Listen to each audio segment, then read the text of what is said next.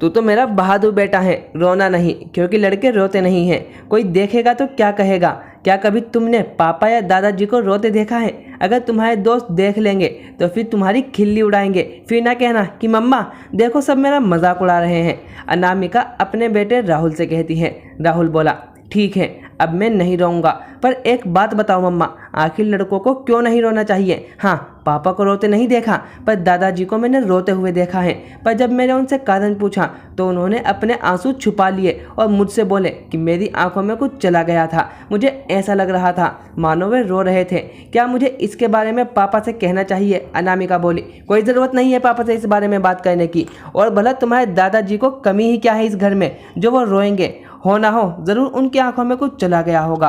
अब तुम भी अपने आंसू पोंछो और जाओ खेलने के लिए। छोटी छोटी बातों पर आंसू बहाया मत करो। इतना कहकर अनामिका ने उसे टाल दिया। बेटे के जाते ही अनामिका अपने ससुर ललित बाबू के कमरे में गई। वो चुपचाप खिड़की की ओर निहार रहे थे। अनामिका बोली, पापा जी ये मैं क्या सुन रही हूँ? आप राहुल के सामने रो रहे थे। आखिर आप उस बच्चे को क्या बताना चाहते हैं कि उसके माता पिता बुरे हैं, वो आपकी देखभाल नहीं करते? मैं राहुल को समझाती हूँ कि लड़के आंसू नहीं बहाते, और आप इतने छोटे से बच्चे के मन पर क्या प्रभाव पड़ेगा, इतना भी नहीं सोचा? ललित बाबू बोले, नहीं बहू, ऐसी तो कोई बात नहीं, परंतु तुम अभी से बच्चे के मन में ऐसी बातें मत डालो। क्या लड़कों को तकलीफ नहीं होती? अगर उसके मन में ये बात बैठ गई तो आगे चलकर वो अपनी तकलीफ किसी को नहीं बता पाएगा और अंदर ही अंदर घुटता रह जाएगा। मैं नहीं चाहता मेरे जैसी हालत मेरे पोते की हो जाए। अनामिका बोली, आपसे तो बात करना ही बेकार है। जब भी बात करो अपना दुखड़ा लेकर बैठ जाते हैं। बस ये याद रखिएगा कि ऐसी गलती दोबारा ना हो, वरना अगली बार मैं नहीं आपका बेटा आपसे बात करेगा। अब जाइए, थोड़ी देर पार्क में राहुल पर नज़र बनाए रखिएगा, कहीं उसे चोट न लग जाए। इतना कहकर अनामिका गुस्से में वहां से चली गई। पत्नी के मृत्यु के बाद ललित बाबू का उस घर में अपने पोते के साथ ही मन लगता था, वरना तो कोई सीधे मुंह बात तक नहीं करता था। और कोई क्यों करता? किसी के पास अपने बुजुर्गों के लिए फुर्सत कहाँ थी। ललित बाबू पोते के साथ पार्क में एक किनारे बेंच पर जाकर बैठ गए। राहुल उन्हें देखकर खुश था। तभी उनकी बगल वाली बेंच पर एक वृद्ध दंपत्ति आकर बैठे। वो भी बच्चों की निगरानी के लिए ही बैठे थे। महिला अपने पति से कह रही थी, आखिर हम कितने दिन ऐसे अपने आंसुओं को पीकर जीते रहेंगे? बेटे पर भरोसा करके सब कुछ उसके नाम करके बहुत बड़ी गलती कर दी। कम से कम बेटे से एक बार बात करके तो देखिए, आखिर अपने गम को कितने दिन छुपाते रहेंगे? पुरुष बोले, तुम क्या चाहती हो? जीवन भर आत्मनिर्भर बनकर जीता रहा, अब अपने आंसुओं को अपना हथियार बनाऊं? नहीं नहीं, ये आंसू औरतों के गहने होते हैं, हम मर्दों के नहीं। महिला बोली, यही बात आप बचपन में अपने बेटे से कहते थे कि लड़के रोते नहीं हैं। आज वो इतना कठोर हो गया कि अपने माता पिता की तकलीफ भी नहीं देख पाता है और ना ही अपनी मन की बात कर पाता है। तभी ललित बाबू ने हस्तक्षेप किया और बोले, आप दोनों से माफ़ी चाहूँगा कि बीच में कह रहा हूँ, परंतु मुझे बहन जी की बात सही लग रही है। पुरुष ने अपना परिचय दिया, मैं कैलाश और मेरी पत्नी विमला है। ललित बाबू ने अपना परिचय दिया। बातों बातों में दोनों में अपनी तकलीफ एक दूसरे से साझा की। तो कैलाश बाबू बोले, अपने बेटे के साथ यहाँ रहते हैं पर यहाँ मन नहीं लगता, पर जाएं तो कहाँ जाएं? ललित बाबू बोले, मैंने आपकी बातें सुनी पर मैं आपकी बातों से सहमत नहीं हूँ। अगर हम बच्चों को मजबूत बनाने के लिए अपने आंसू छुपाते हैं तो कहीं ना कहीं बच्चे पहले हमें कठोर और बुढ़ापे में कमज़ोर समझने लगते हैं। पिता के बिना आंसू बहाएं, क्या वे उसकी तकलीफ को देख नहीं पाते? क्या हर बार माँ का रोना ज़रूरी है? कैलाश बाबू बोले, आपका कहना तो सही है, तो हमें क्या करना चाहिए? ललित बाबू बोले, मैं भी कुछ ऐसी ही परिस्थिति से गुजर रहा हूँ और हर रोज़ भगवान से यही प्रार्थना करता हूँ, हर बुजुर्ग माता पिता को सेहत और साहस दे ताकि वे आने वाली हर परिस्थिति का सामना कर सकें। विमला जी बोली, देखिए ना भाई साहब, यह सालों पुराना चश्मा है, इससे इन्हें कुछ सही दिखता नहीं है। आए दिन ठोकर खाकर गिर जाते हैं पर बेटे से नहीं कहते हैं। कैलाश बाबू बोले, भाग्यवान, मैं उससे क्या कहूँ? क्या उसे दिखता नहीं? कई बार तो उसके सामने ठोकर खाकर गिरा हूँ। अब जो सहारे के लिए हाथ नहीं बढ़ाए वो मेरे लिए पैसे खर्च करेगा? ना जाने समय कैसा बदल गया है कि रिश्तों की गरिमा खत्म हो गई है। जिन बच्चों के आंखों में आंसू ना आए उसके लिए हम खून पसीना बहा देते हैं। आज उन्हीं बच्चों को हमारे आंसू दिखावा और ढोंग लगते हैं। ललित बाबू बोले, आपका कहना तो सही है, परंतु जब बच्चे माँ बाप के आंसू देखकर अनदेखा करें तब उन्हें समझाने का हमें तरीका बदलना होगा। बस हमारी सेहत और साहस बना रहे।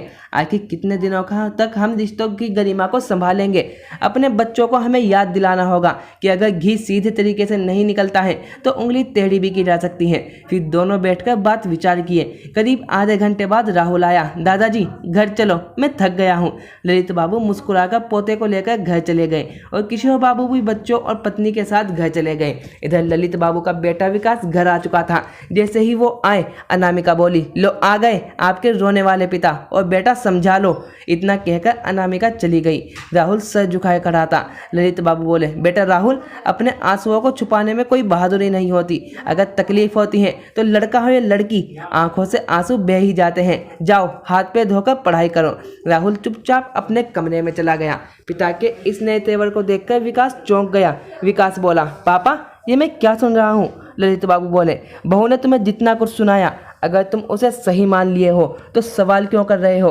और बेटा एक बात कहना चाहता हूँ, मैं भी तुम्हें बचपन में कहता था कि लड़के रोया नहीं करते, पर मैंने तुम्हें यह भी कभी नहीं सिखाया कि माँ बाप के तकलीफ को अनदेखा करते हैं, जो कि तुम कर रहे हो। विकास बोला, पापा जब तक माँ थी आप ठीक थे, पर माँ के जाने के बाद जब उसे आपको यहाँ लाया, आपका तो रवैया ही बदल गया है। आखिर अनामिका क्या क्या संभालेगी? ऊपर से जब भी वो राहुल को समझाती है, आप बीच में हस्तक्षेप करते हैं। ललित बाबू बोले, बेटा तुम क्यों अपने ही बच्चे के दुश्मन बन रहे हो? उसके मन में गलत बातों को डालकर कहीं ना कहीं भविष्य के लिए तुम उसे कमज़ोर कर रहे हो। आगे तुम्हारी मर्जी। इतना कहकर वो अपने कमरे में चले गए। ऐसे ही समय बीत रहा था। एक रोज़ विकास दफ्तर और राहुल स्कूल चला गया। अनामिका बोली, बाबूजी ये तो दफ्तर चले गए, मुझे कुछ पैसों की ज़रूरत है, मैं बाजार की तरफ जा रही हूँ, वहीं पास में बैंक है। आप ऐसा कीजिए, एक चेक पर साइन करके दे दीजिए, मैं कुछ पैसे निकाल लूँगी। अब घर में इतने खर्चे बढ़ रहे हैं, बार बार इनसे कितने पैसे मांगूं? आखिर इस घर के प्रति आपकी भी तो कुछ जिम्मेदारी है। ललित बाबू बोले, बहू महीने का 15 दिन खत्म हुआ है और तुम कह रही हो पैसे खर्च हो गए। हर महीने विकास तुम्हें इतने पैसे देता है और बिजली, दूध और राशन के लिए पैसे तो मैं हर महीने देता हूँ। फिर अनामिका बोली, अच्छा जब आप पर पैसे खर्च होते हैं तब तो आप हिसाब नहीं लगाते, और अभी ज़रा से पैसे क्या मांगे, हिसाब लगाने लगे।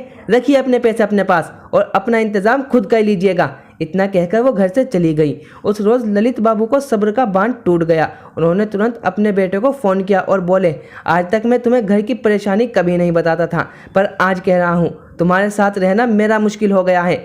ईश्वर मेरी सेहत को बनाए रखे, मैं कभी तुम पर बोझ नहीं बनूंगा। मैं आज और अभी तुम्हारे घर को छोड़कर गांव जा रहा हूँ। बहुत जी लिया शहर की ज़िंदगी, कुछ नहीं रखा इस शहर में जहाँ अपने भी पराए हो जाते हैं, और माँ बाप के आंसुओं की जहाँ कोई कीमत नहीं, वहाँ मुझे अंतिम सांस नहीं लेना। बस इतना ही कहूँगा, जब मैं दुनिया से जाने लगूँ तो दुनिया को सच्चाई मत बताना। मैं नहीं चाहता कि लोगों की बातें सुनकर तुम अपनी ही नज़रों में गिर जाओ। इतना कहकर उन्होंने फ़ोन रख दिया। विकास के पिता की बातों को हल्के में ले लिया। थोड़ी देर बाद ललित बाबू बस स्टॉप से पोते को लेकर आए। हाथ मुँह धुलवा कर खाना परोस के दिए और प्यार से बोले, राहुल सदा अपने माँ बाप की इज्जत करना और याद रखना, अपने मन की तकलीफ को कभी किसी से छुपाना नहीं। मैं रहूं या ना रहूं, बस मुझे याद रखना। राहुल बोला, दादाजी आप कहाँ जा रहे हैं?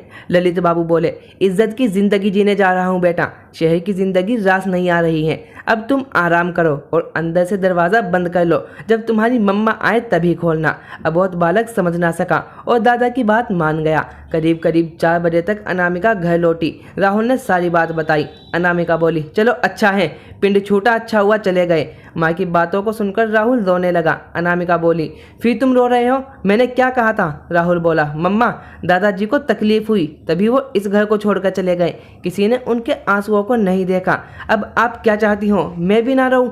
एक दिन मैं भी आपको छोड़कर चला जाऊंगा। इतना कहकर बच्चा रोते हुए अपने कमरे में चला गया। शाम में विकास घर आया। अनामिका ने सारी बात विकास को बताई। अनामिका पर बहुत चिल्लाया और बोला, बेवकूफ़ औरत, ये क्यों नहीं समझती हो? पूरे घर की जिम्मेदारी वही संभाल रहे थे, अब मैं क्या क्या संभालूंगा और तुम क्या क्या करोगी? एक बच्चे को तुम संभाल नहीं पाती हो, ऊपर से उनके जाने की खुशियां मना रही हो। अब कहाँ ढूंढे उन्हें? आसपास में विकास ने सबसे पूछा, किसी को कोई खबर नहीं थी। बात बहुत जल्दी आग की तरह फैल गई। एक शाम किशोर बाबू विमला जी के साथ विकास के घर पर आए। विकास को अपना परिचय दीजिए और बोले, बेटा जिस पिता ने तुम्हारे आंसुओं के लिए अपना पसीना बहाया, तुम उनके आंसुओं को भी देख नहीं पाए। तुम्हारी माँ के जाने के बाद वो कितने अकेले हो गए, पर तुम्हें उनकी कमी होने नहीं दी। पर कुछ ही सालों में तुमने उन्हें अकेले होने का एहसास दिला दिया और वहाँ से चले आए। रास्ते में विमला जी बोली, सुनो जी, ललित बाबू ने तो फैसला ले लिया, अब आप क्या सोच रहे हैं? किशोर बाबू बोले, ललित बाबू ने मेरी आंखें खोल दी। चलो विमला, अब ना तो तुम्हारी आंखों में कभी आंसू आएंगे और ना मुझे दिक्कत होगी। जो गलती की अब उसे सुधारने के लिए पुलिस का सहारा लूंगा। इतना कहकर उन्होंने अपने लिए भी फैसला लिया और उस पर अमल किया। बहुत पता लगाने के बाद विकास को पता चला कि ललित बाबू अपने गांव चले गए, जिस गांव में उन्होंने इतने साल तक शिक्षक की नौकरी की, फिर रिटायरमेंट हुए। पत्नी के देहांत के बाद बेटे बहू ने अच्छी जिंदगी जीने का जो झूठा सपना दिखाकर शहर लाए थे, अब वो भी चूर चूर हो गया था। अब वो गांव के विद्यालय में बिना तनख्वाह के गरीब बच्चों को पढ़ाते थे। पेंशन तो मिल ही रहा था। गांव की महिलाएं बिना पैसे लिए उनके घर का काम भी कर देती थी, तो उन्हें अब किसी पर आश्रित नहीं होना पड़ता था। हाँ, बस पत्नी की कमी खलती थी, क्योंकि उस घर के हर कोने में उनकी यादें जो थी। एक रोज ललित बाबू आंगन में पक्षियों को दाना दे रहे थे, तभी पीछे से आवाज आई, दादाजी। ललित बाबू चौंक कर पीछे देखे तो बेटा बहू पोते के साथ आए थे। ललित बाबू ने खुश होकर पोते को गोद में उठा लिया और बोले, कैसे हो राहुल? अपनी पढ़ाई तो करते हो, अपनी माँ को तंग तो नहीं करते? विकास ने बच्चे को किसी बहाने दूर भेजा और अपने पिता से माफ़ी मांगी। ललित बाबू बोले, बेटा, अगर तुम्हें बुरा लगा है तो तुम रो सकते हो, क्योंकि आदमी हो या औरत, तकलीफ सबको होती है, परंतु तुम्हारे आंसुओं को मैं पहुँचूंगा नहीं, क्योंकि इसके जिम्मेदार तुम खुद हो। मैं यहीं रहूँगा, तुम्हारे साथ नहीं जाऊँगा और ना ही तुम लोगों से मैं कोई संबंध रखना चाहता हूँ। अगर तुम्हारी इच्छा हो तो बस राहुल से मेरी फ़ोन पर बात करवा देना। मैं नहीं चाहता उसके मन में तुम्हारी गलत छवि बने कि तुमने अपने पिता के साथ छल किया है। अब आए हो तो आज रुक जाओ, कल सवेरे वाली गाड़ी से चले जाना और फिर कभी मत आना। इतना कहकर ललित बाबू खेत की तरफ चले गए। रात में जब अनामिका उनके लिए खाना बनाने लगी, ललित बाबू ने उसे रोक दिया और बोले, मुझे किसी का एहसास नहीं चाहिए। यहाँ बिना स्वाद के भी बहुत लोग बहुत कुछ कर देते हैं। तभी गांव की एक महिला आई, उसने बड़े प्यार से सबके लिए खाना बनाया और चली गई। अनामिका अपनी गलती के लिए उनसे माफ़ी मांगी। ललित बाबू बोले, मैं तुम दोनों से कह देना चाहता हूँ, मेरी सारी संपत्ति मेरी है, उसमें तुम लोगों का कोई अधिकार नहीं है। हाँ, मैं अपने पोते के साथ नाइंसाफ़ी नहीं करूँगा। उसकी पढ़ाई के लिए तुम्हें कुछ नहीं करना पड़ेगा, वो मैं इंतज़ाम कर दूंगा, पर इसके अलावा मुझसे कोई उम्मीद मत रखना। कुछ घंटे बाद विकास परिवार के साथ खाली हाथ वापस लौट गया। ललित बाबू के पास जीने लायक बहुत था। वो अपने पेंशन को अपने पोते पर निछावर कर दिए। खेती से जितने भी पैसे आते थे उससे वो अपने घर का खर्चा और गरीब बच्चों की पढ़ाई पर लगाते थे। आखिर किसके लिए बचाते? जब रिश्ते ही नहीं रहे तो पैसे रहकर क्या करेंगे? उन्होंने अपना घर गांव के वृद्ध लोगों के नाम कर दिया, ताकि उनके जैसी स्थिति जब किसी की हो रही हो तो उनकी सर पर छत बनी रहे। तो दोस्तों, आपको ये वीडियो कैसी लगी कमेंट सेक्शन में ज़रूर लिखिए और ऐसी और वीडियोस के लिए हमारे चैनल को लाइक, शेयर और सब्सक्राइब करना ना भूलें। मिलते हैं नेक्स्ट वीडियो में। Thank you for watching.